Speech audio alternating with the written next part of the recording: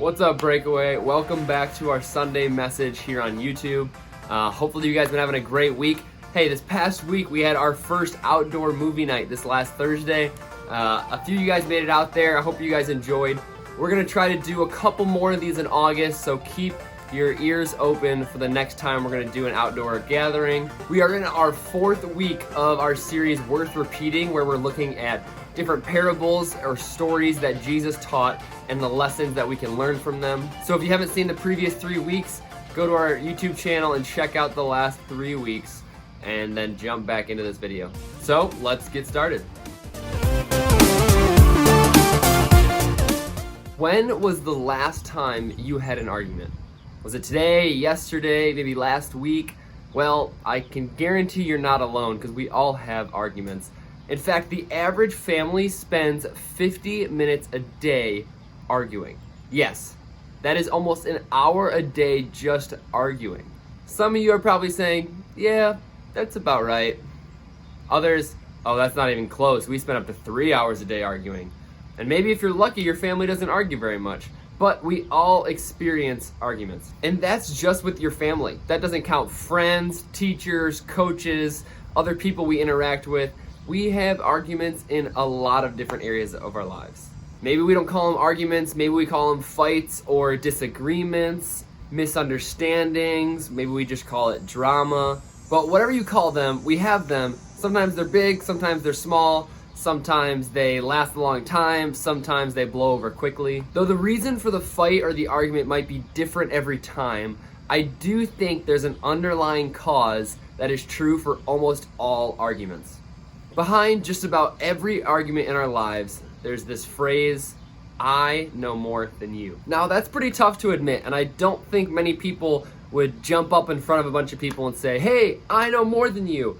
But deep down during these arguments, we often are telling ourselves that we know more than the other person, or we know better than the other person. Whether we realize it or not, the underlying cause of a lot of our arguments are we know better and they don't, or we're smarter and they're not.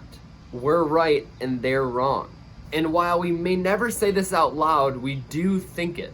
And these thoughts end up motivating our actions, and as we continue to think about it, we start to behave as if we know more or we are better than other people. Now, none of this sounds super great, does it? And even if we actually do know more than somebody else, or we are better at something than somebody else, oftentimes these thoughts affect our actions and how we treat other people. It can be really hard for me to admit sometimes that the reason I have arguments with other people is because I am viewing myself as better than them. But I think it's a really important truth for us all to admit, myself included, that a lot of times these arguments become arguments because we think we are better or we know more than somebody else. And anytime we feel like we're better than somebody else, it reviews a flaw in our character.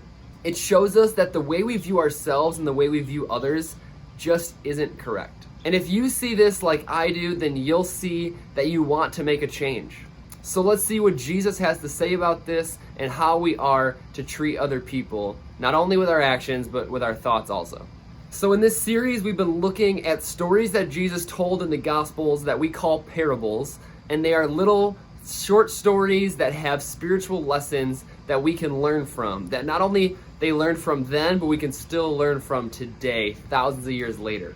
So the parable we're looking at today is in the book of Luke. And when Jesus shared this parable, he was actually at a dinner party of someone who was really well respected in the community. Before they started eating, the guests carefully chose the place around the table that they decided to sit at. And here's what's important to know about that. Choosing a seat at the table in this time was really, really important, because the closer you sat to the host or the person of honor at the table meant the higher status you were. So if these people got a seat really close to the man hosting the dinner party, it showed that they were of higher status than the rest of the people on the farther side of the table. So their seat determined their status. So knowing this, Jesus shares this parable and how he values something differently. So let's see what Jesus says. In Luke chapter 14, verses 8 through 11, it writes, "When someone invites you to a wedding feast, do not take the place of honor, for a person more distinguished than you may have been invited. If so, the host who invited both of you will come and say to you, 'Give this person your seat.' Then, humiliated, you will have to take the least important place. But when you are invited, take the lowest place, so that when the host comes, he will say to you, 'Friend, move up to a better place.' Then you will be honored in the presence of all the other guests. For all those who exalt themselves will be humbled, and those who humble themselves will be exalted." All right, so let's break this down a bit. Imagine you were invited to a party hosted by The Rock. All right, so Dwayne Johnson. You're invited to a party hosted by The Rock, and everyone's getting to sit down at the table, and you have two options. You can take the chair right next to The Rock, which would make you look really cool, everyone would think you know him, and that you're a really awesome person. Or you can choose the seat the furthest end of the table, which is probably for the least important person there, and nobody would think twice about who you are. So when you sit down next to The Rock, you're basically saying to everybody else there, I deserve to sit here because I am cooler, better, more awesome than the rest of you, and I deserve to sit here.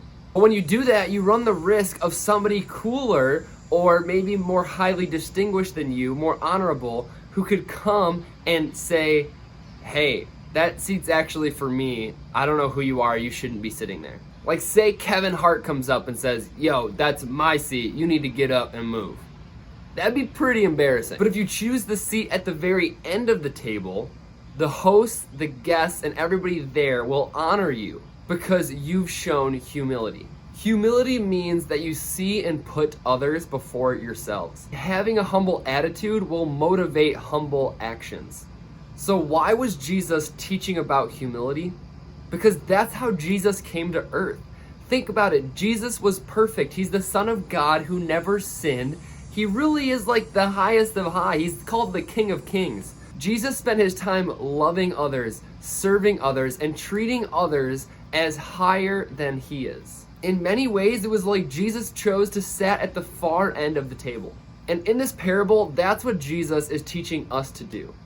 Even if we do know better in the situation, in the argument, even if we are better in whatever the sport is or whatever it is, Jesus says to act with humility and you will be honored.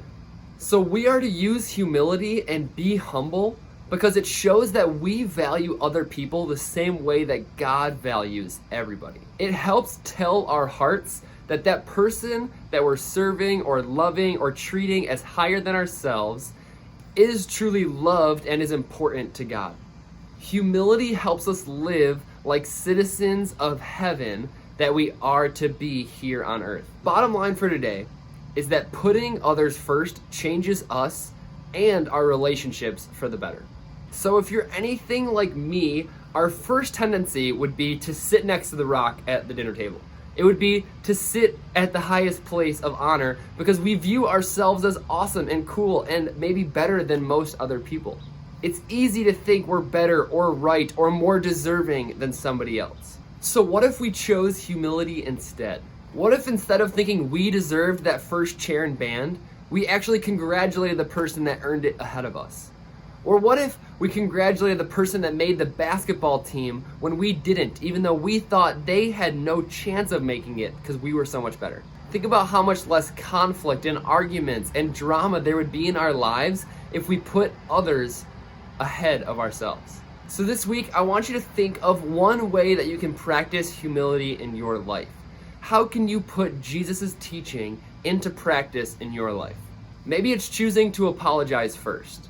Maybe it's celebrating somebody as they did something great. Whatever it is, find one way this week to put somebody before yourself.